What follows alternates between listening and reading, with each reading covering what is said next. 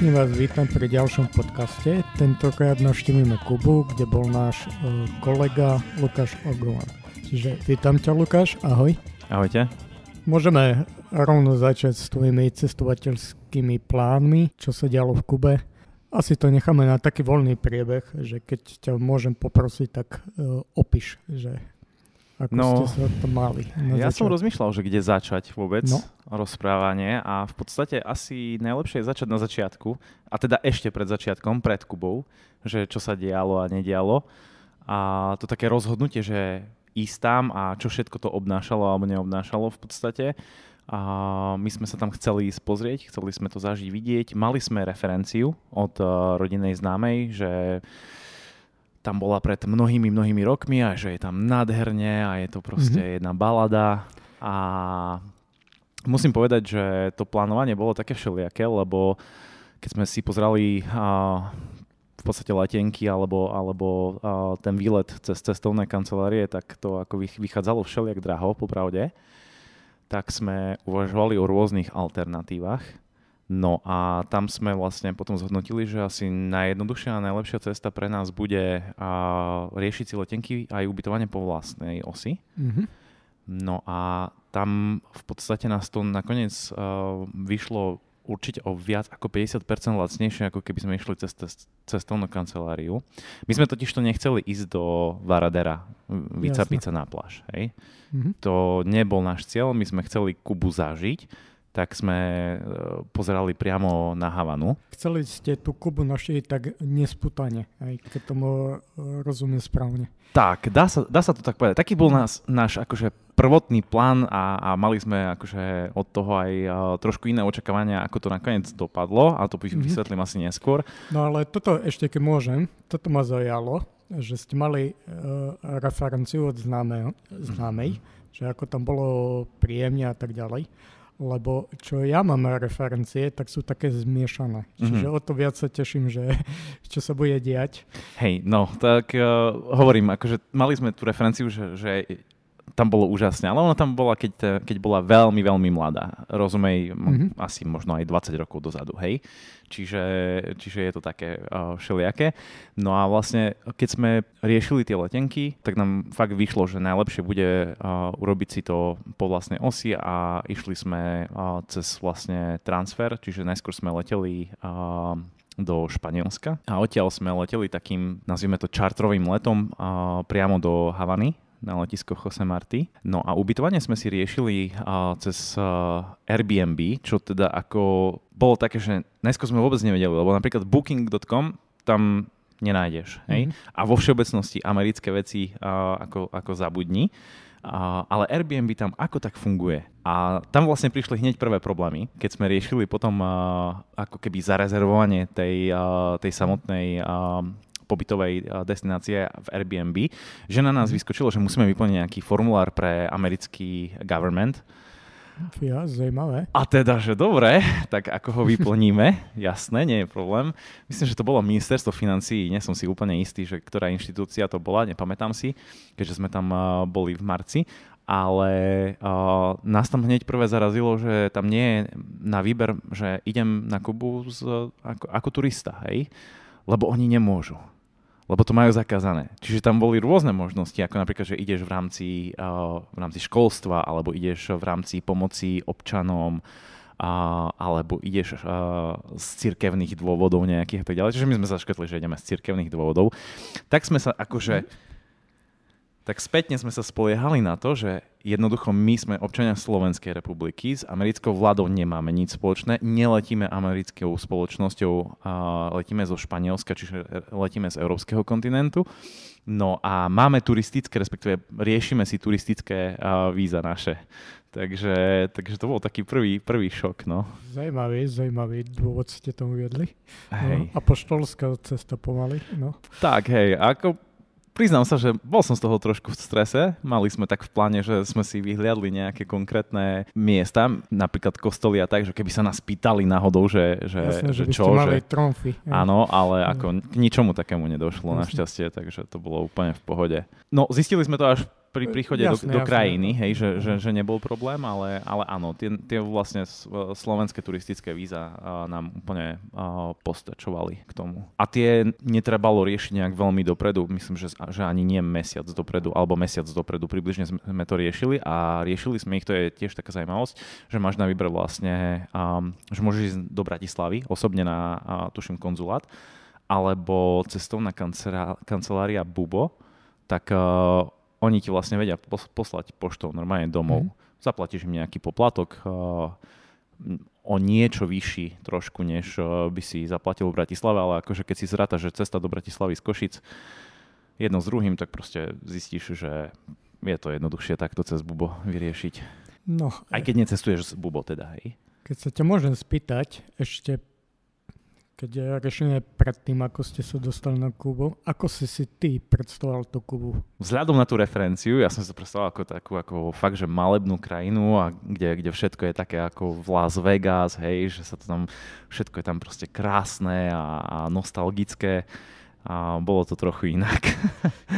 Nebolo to celkom inak, ale bolo to inak teda, hej. O chudobe sme vedeli, v podstate už z rozprávania, že tam existuje, ale jedna vec je počuť, druhá vec je vidieť, zažiť. Veľmi sme riešili peniaze napríklad, lebo všetci nám hovorili, že máme si dať pozor, lebo je rozdiel medzi nacionálnym pesom a takým pesom, ale ako zistili sme, že vlastne neviem od ktorého roku, ale pár rokov dozadu už existuje len jedna mena, hej? Kuban peso. Čiže nedokážeš sa k nej dostať, nevieš si zmeniť peniaze dopredu ani nič také, čiže si musíš zobrať obrovské množstvo kešu. Hej? Hovorí sa, že okolo 100 eur na deň by si mal zobrať, to je tak, že už sa ráta vlastne aj s nejakou rezervou. Približne na osobu. Ako dlho ste tam boli? Dokopy? 12 dní. 12 dní, hej. Plus cesta ešte. A cestuješ celý deň v podstate. Dobre, tak to máme predtým, ako ste sa dostali na Kubu. Tak teraz sa môžeme premiesniť, preletieť do Kuby.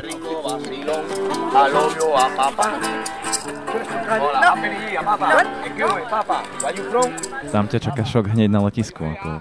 To prídeš a dostaneš taký kultúrny šok, že neveríš tomu. No, vieš to trošku opísať? Vôjdeš do haly, je tam horúco, hej? Vôjdeš do haly, ktorá nemá žiadnu klímu, nič. Vyzerá to tam ako za ťažkého sociku hneď z prvej. Celá tá hala letisková, proste úplne nechápeš to. Sú tam policajti a vojaci v takých tých ešte starých zelených uniformách. Na môj vkus tam vládne chaos.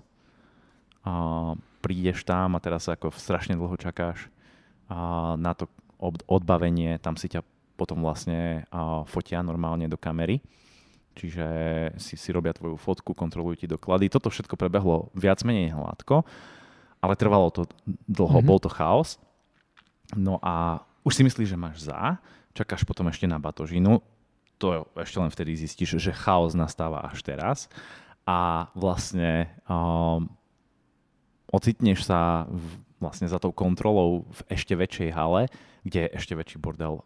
Je tam milión batožiny. Ľudia tam chodia naozaj, že s vozíkmi, ako z Harryho Pottera krát 5, hej, naložené proste obrovskými batožinami. Tie kufre boli gigantické. My sme cestovali s 2 ruksakmi a 1 príručnou batožinou, proste nič, hej. Ale tam niektorí ľudia mali naozaj že naskladané tie mega kufre, proste aj 5-6 na sebe, že proste to bol obrovský šok pre mňa. Nevidel som to ešte.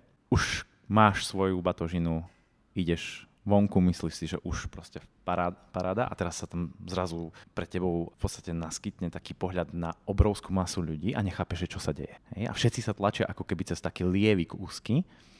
A až keď sme prišli bližšie, tak sme zistili, že tam je ďalšia kontrola, kde oni kontrolujú potom ešte batožinu, či máš na nej nálepky, či nie je veľká. A ten chaos, ten najväčší chaos nastáva tam, lebo nemajú to dobre zorganizované, takže v tom lieviku sa ti môže stať, že keď ideš s tými veľkými kuframi, s tými vozíkmi, tak ťa proste otočí a pošle ťa do inej rady. Lenže za tebou je ďalších 200 ľudí. Takže tí ľudia sa tak nejak cez seba ako miešajú a Je to tam hrozné. Pri príchode je to fakt hrozné. No a vyjdeš vonku a dostávaš opäť tiež takým... My sme prišli neskoro večer. Mali sme výhodu, že sme nevideli veľmi okolie, ale aj tak je to šok, lebo proste tie budovy sú staré, všetko je tam staré.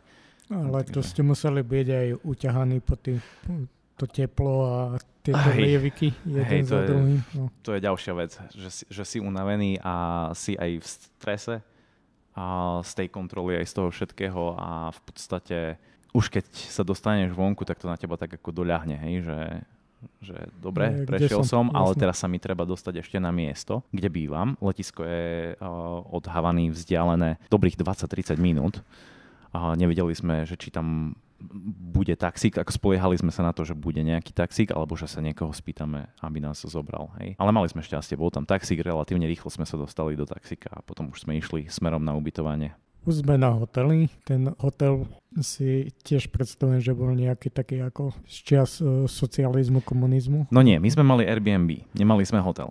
Čiže my sme sa rozhodli, že budeme bývať priamo v Havane, v okrajovej mestskej časti. Ona je v podstate vedľa centra, ale vzdialená na pešo je nejakých 30 až 40 minút od toho centra. Taxíkom je to nejakých, 5 minút, možno 7. Takže my sme si to ubytovanie vyberali priamo cez Airbnb, videli sme fotografie, všetko sa dialo podľa fotografií, ale došli sme presne do takej akože ulice, no tu by si povedal, že je to taká cigánska ulica.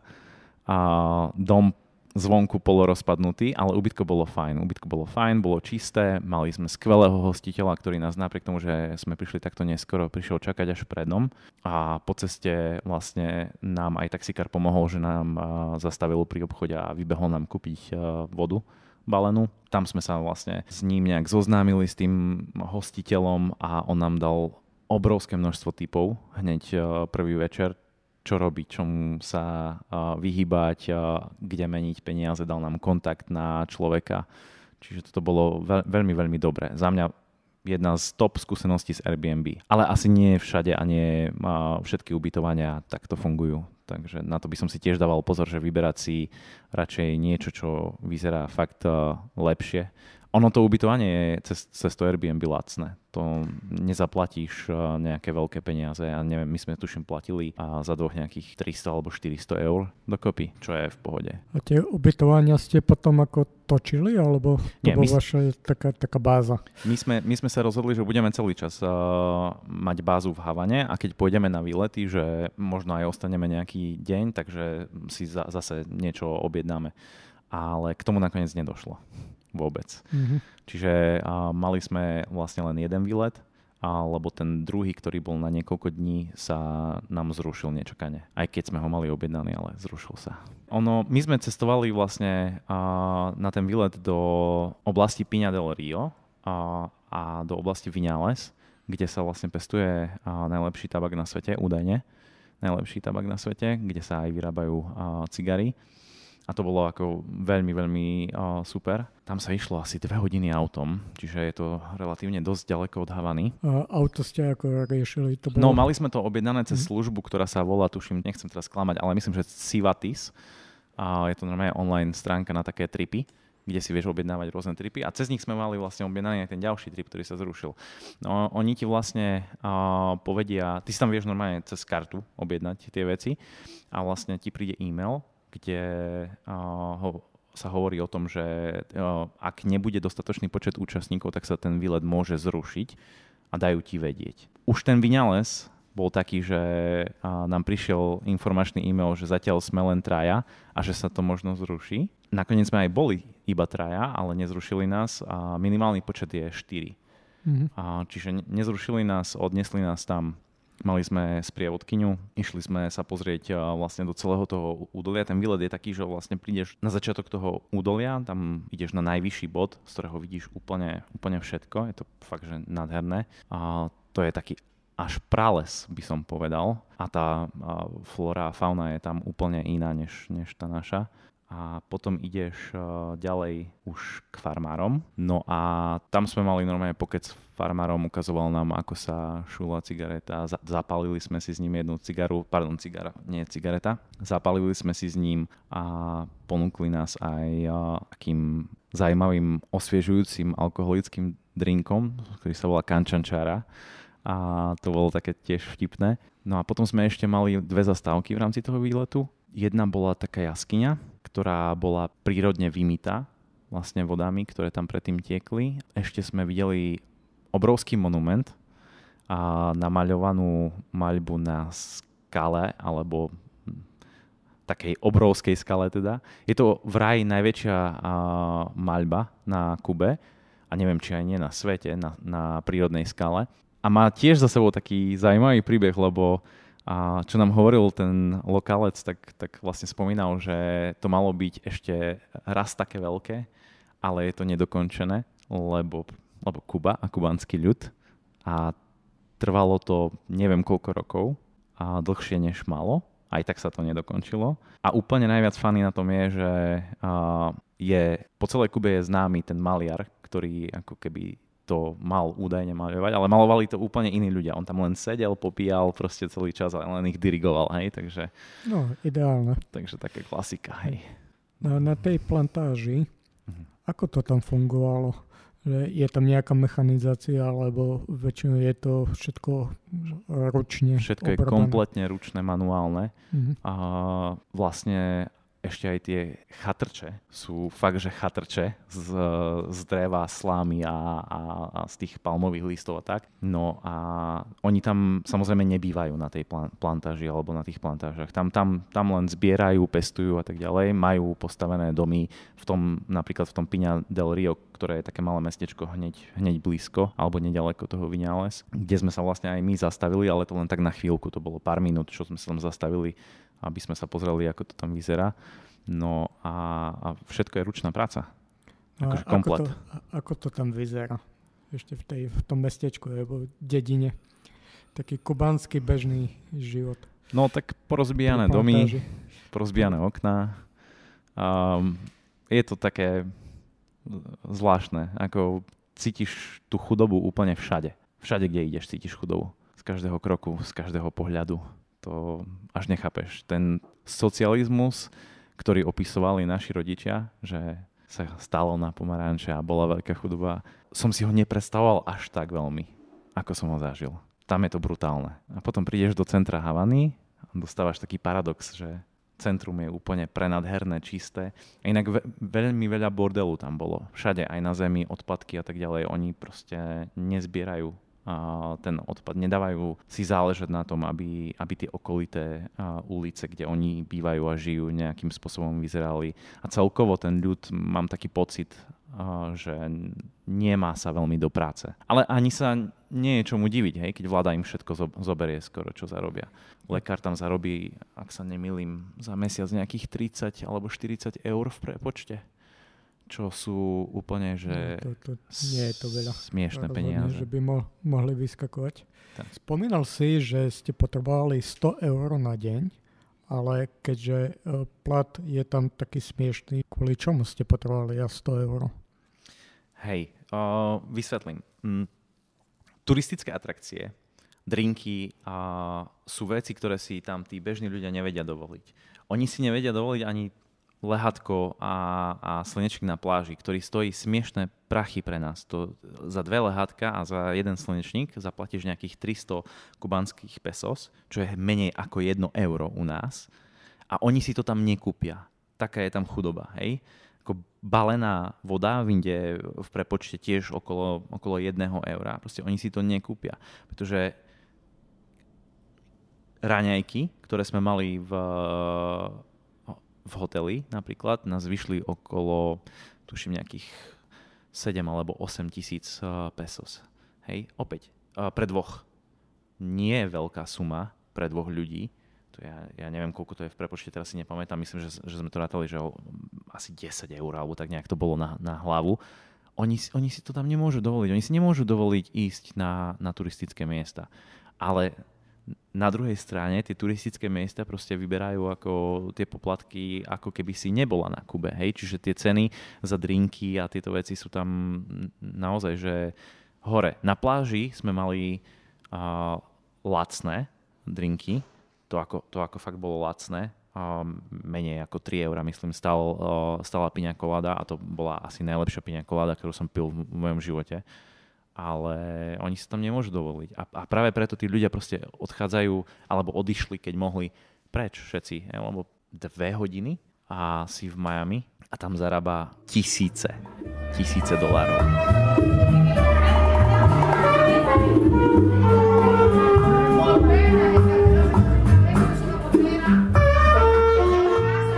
Ako ste sa tam cítili z pohľadu toho, že keď ste boli turisti, tak vy ste tam, predpokladám, že svietili medzi tými bežnými ľuďmi nejakým spôsobom.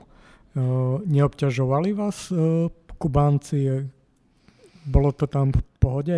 Bezpečné? No my sme si mysleli, že to na nás nebude až tak vidno. Tým, že sme tmavší, tak napríklad v Turecku alebo na Malte, keď sme boli, alebo aj v Španielsku, tak ako mnohokrát si mysleli o nás, že sme lokálni, ale tam nie. Tam okamžite vedia, podľa toho, ako si oblečený, čo máš obuté, hneď vedia, že si turista. A ideš sa prejsť na 15 minút po centre a asi 40 krát ťa zastavia rôzni ľudia, že hello my friend, where are you from? Hej? A chcú ti niečo predať, alebo ponúknuť, alebo ťa odviesť, alebo čokoľvek. Je to extrémne otrávne.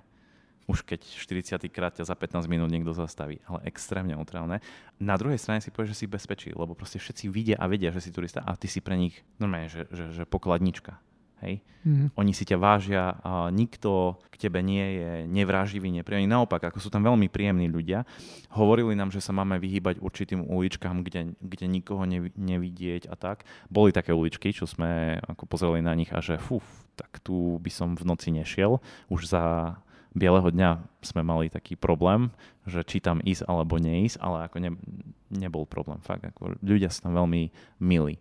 Iný point je, keď ideš cestovať a sa rozhodneš ísť MHD, tak to ťa všetci vlastne vystrihajú, že nechoď a nerob to. My sme išli kvôli tomu, že sme sa chceli aspoň pozrieť, že aké to je cestovať tou MHD, to ti príde normálne rozbitý autobus, že plechač, zahradzavený, okna nikde, ľudia natlačení. Ako nikto nesmrdí, hej? Ako to nie, ale vidíš, že toto je brutál. Ten autobus stojí, že smiešné peniaze. Myslím, že 1 peso alebo také niečo, 2 pesa.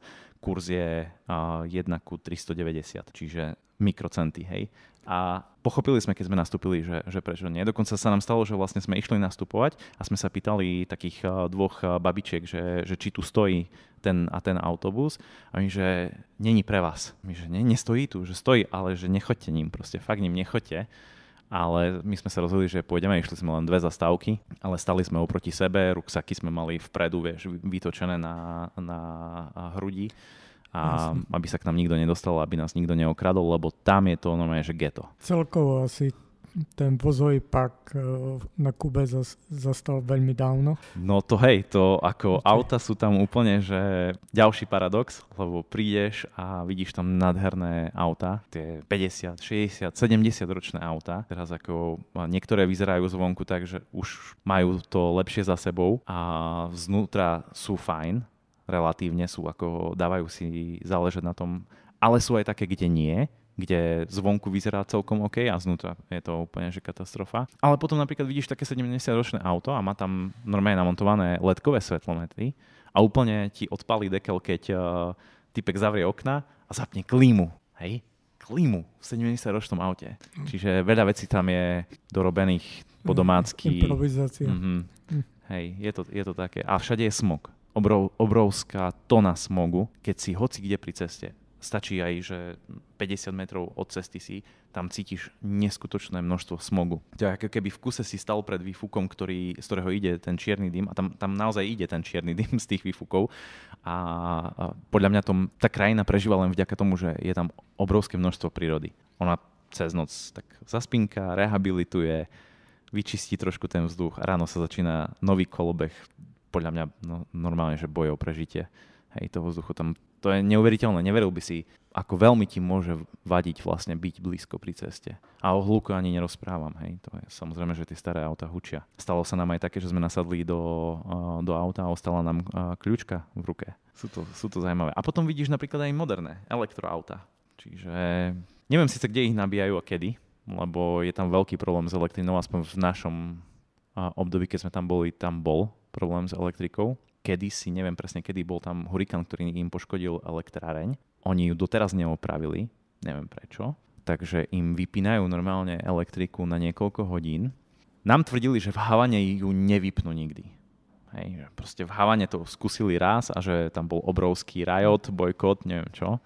Ale stalo sa nám v tej okrajovej časti, v centre nevypli, ale v tej okrajovej časti, kde sme boli my, sa nám stalo, že nám vlastne 3-krát vypli elektrínu asi na 3 alebo 4 hodiny. Kompletne odstavili a sú oblasti, kde nemáš elektrínu, že 10-12 hodín z dňa nemáš elektrínu. Ťažko si vieme asi predstaviť, no ten dopyt po elektrickej energii je tam ďaleko väčší, než oni stíhajú produkovať. Vyskúšali ste nočný život v Havane? To sme vyskúšali. Boli sme na rôznych podujatiach, povedzme to. My sme chodili na raňajky asi tak 10-15 minút pešo od nášho ubytovania do takého hotela maličkého na radu toho našeho hostiteľa. A oni tam každý večer mali ako na streche rooftop taký pľac, kde každý večer bol nejaký koncert. Takže tam sme boli asi 2-krát alebo 3-krát na taký mikrokoncert, dali sme si drinčík a tak ďalej. Ale boli sme sa pozrieť aj na Tropicana show, čo je veľmi veľká turistická atrakcia. Tam sú tie klasické kubánske tance a tieto veci. Veľmi drahý zážitok, ale jednoznačne, keď ideš do Havany, toto si určite zarezervuj, že chceš ísť do Tropicany, lebo sa to oplatí vidieť. Tam tiež máme kadejaké rôzne zážitky, ako nás usádzali a ako na nás pršalo, ale tam neboli žiadne dažníky ani nič, ani koho to netrápilo. Ale bolo tak teplo, že ti to, na začiatku ti to vadilo, ale potom ti to prestalo vadiť. Taký dažník. Hej, no a keď si k tomu dáš nejaký drink, tak ti to úplne prestane vadiť. Vieš, takže... Ešte k tomu Tropicana show, čo vie človek môže chcieť. Tak, hej. A toto bolo famózne, toto bolo úžasné. O čom je tá show? To je v podstate kabaret show. Vyslovene len tanec a spev. Hej. Takže, ale je to úžasné. To chceš vidieť, to chceš zažiť. A boli sme taktiež aj v Fabrika del Arte, sa to volá. To je niečo na štýl našej tabačky alebo kultúrparku tu na v Košiciach, ale väčšie a lepšie. Sú tam asi 3 alebo 4 hudobné stage oddelené, to znamená, že sa nerušia, ako tam ide koncert. A my sme vychytali deň, kedy bol Deň Matiek a mali tam veľký festival na počesť žien. Tam inak celkovo na Kube ako je silný matriarchát, čiže tam to vidieť, cítiť, hej, tam taká tá španielská typická, hej, proste Latinoamerika, proste žena je top, hej, a bolo to úžasné, tam sa dá piť, tam sa dá jesť, tam sa dá zabávať s hocikým, koho tam stretneš. Tak máme aj nočný život za sebou, tak... Si spomenal ten druhý výlet, ktorý vám nevyšiel. Ste sa snažili nejako vyplniť ten program nejakými alternatívami. No, my sme mali, naplánované, že ešte pôjdeme pozrieť mestečko Trinidad a popri tom, to bol taký výlet na 2 dni, kde by sa aj, alebo 3 dni, teraz si nepamätám, to je jedno, kde bolo vlastne aj prespatie, opäť cez tú agentúru, ale toto sa zrušilo kvôli tomu malému počtu účastníkov. Tam je totiž veľký problém, odkedy je opäť ten ban na turistiku z USA, že je tam relatívne málo turistov a tým pádom tie veci, ktoré bežne tam fungovali, tak tam nefungujú. Ja úplne všetkými 10 odporúčam normálne buď si zobrať privátneho taxikára na ten deň alebo 2 a ísť taxíkom, ono vás to nevyjde až tak veľmi drahšie ako cez tú agentúru, možno ešte aj lacnejšie v niektorých prípadoch. No neviem, ako je to tam s požičaním auta. My sme veľmi chceli, ale všetci nás od toho odradzali, že nie, radšej nie, lebo proste nevieš právne normy jedno s druhým. A tie auta sú také, aké sú, hej, čiže dávajte si na to pozor. Ale urobili sme tú chybu, že sme si vlastne nezobrali taxikára a nešli sme do toho Trinidadu A to ma veľmi mrzelo, lebo ten výlet je taký, že tam sa dá zastaviť na jednom miestečku, kde je krokodília farma a po ceste ideš ďalej a máš tam azurovo-modrú takú lagúnu ako keby a potom ideš do toho mestečka Trinidad, ktoré je také historické, koloniálne. Tam sú také biele domčeky, tam to vyzerá aspoň podľa fotiek pekne teda.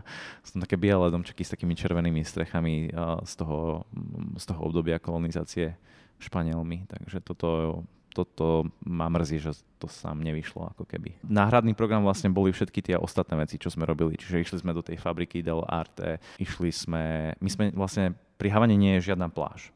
Respektíve v Havane nie je žiadna pláž. Najbližšia pláž je asi nejakých 15 až 20 kilometrov vzdialená od Havany, takže tam si normálne zoberieš taxík a keď chceš ísť na pláž, ideš tam.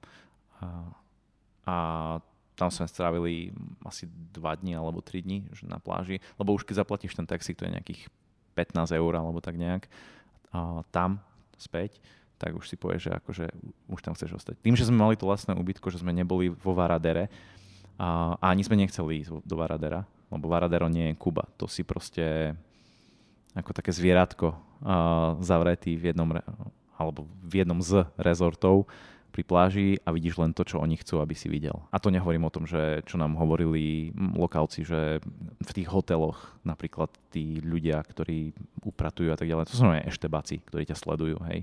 Keď chceš sa len vyvaliť na pláž, choď na Varadero.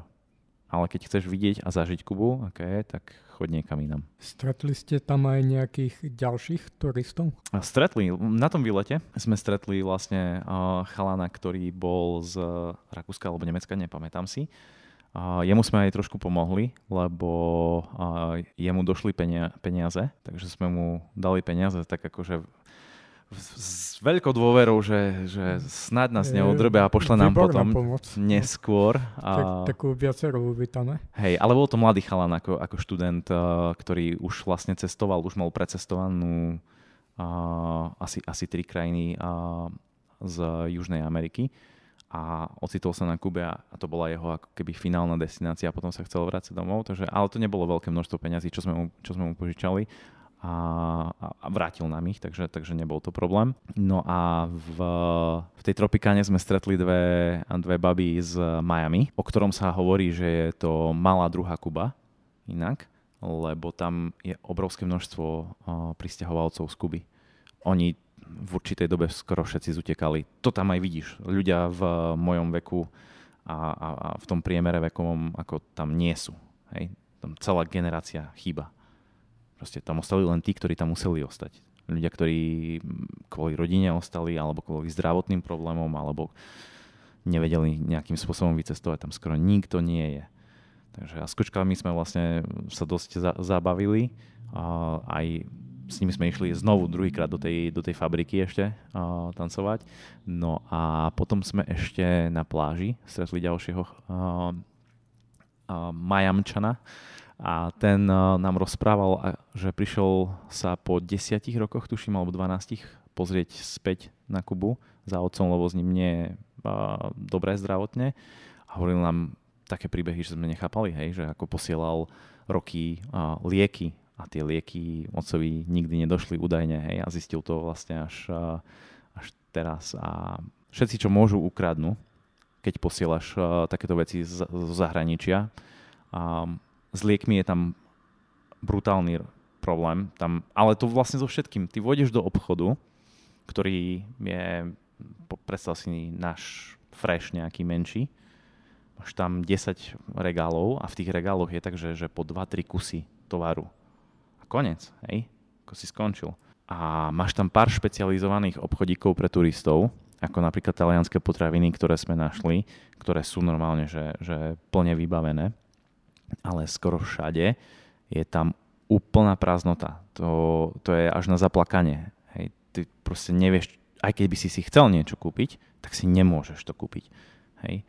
A potom sú tam obchody, do ktorých ťa ani nepustia, respektíve pustia ťa, ale ťa otočia, že tu nás sa nakupuje len keď si Kubanec a máš ich kartičku.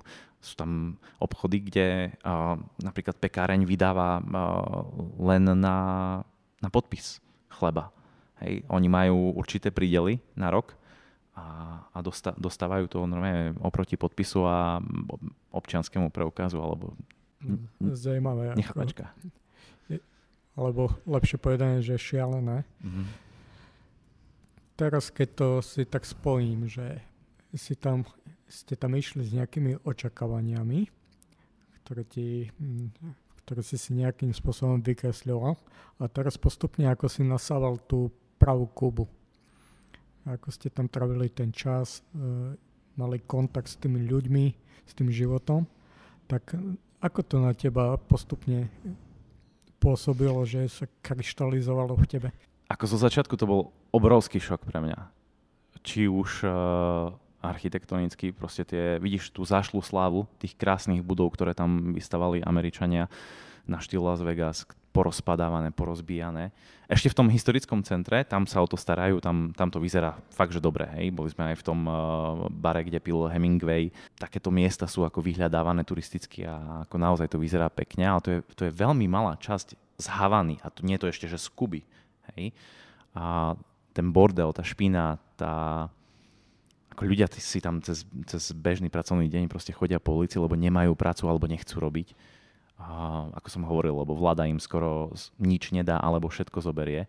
Napríklad tí farmári, u ktorých sme boli v tom vynálese, tak oni hovorili, že všetku svoju produkciu musia poslať do fabriky, ktorá potom normálne lisuje a kolkuje tie cigary a oni im vrátia len 10% neoznačkovaných cigár.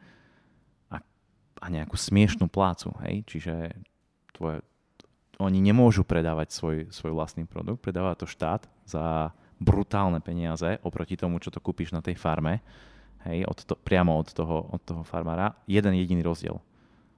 Jedno má tú nálepku a druhé nemá nálepku, hej. A je to proste ten istý produkt. Takže nechápeš. A jedna vec, čo je treba povedať, že oni sa vedia tešiť a radovať a žiť. Toto my tu v Európe už tak trošku zabudáme, alebo málo kedy to vidíš tak ako tam. A keď sme sa pýtali vlastne lokálcov, tak oni nám aj povedali, že toto radosť, tanec, hudba, to je jediné, čo nám nevedia zobrať. Môžu nám zobrať všetko, ale toto nám nezoberú. Pomaly sme na konci podcastu, tak ešte by som sa ťa spýtal, že odporučil by si Kubu? Odpoveď je zmiešaná. Áno aj nie. Áno. Poďme na to, komu áno, komu nie. Odporučil by som Kubu každému, kto je taký, že exploratívny typ, baví ho ísť, pozrieť, riešiť veci sám a chce vidieť a zažiť to prostredie a tých ľudí. Druhýkrát ja osobne by som tam nešiel, minimálne ďalších 10-20 rokov, lebo je to veľmi ďaleko. More je prenádherné, teplé, krásne, všetko, ale proste je to veľmi ďaleko. Môžem si to užiť v Chorvátsku. Hej. Videl som to, zažil som to, som veľmi rád, brutálne ma to obohatilo. Videl som to, o čom rozprávali moji rodičia a ešte podľa mňa v horšom, než bolo tu na. A videl som aj tú peknú stránku toho, ako ľudia sa vedia radovať a zabávať. Hej, tam naozaj každý večer funguje party, tam je to nádherné, ale druhýkrát by som tam teraz nešiel. Ale každý, kto rozmýšľa o tom, alebo rozmýšľal o tom a nebol tam, choďte, pozrite sa, hej. Ďakujem ti veľmi pekne, že si našiel čas. Bolo to zaujímavé rozprávanie. Tak snáď sa počujeme a vidíme ohľadom príbehu z ďalších ciest. No, uvidíme. Keď niekam pôjdem, tak určite. Tak ešte raz dík. Ahojte.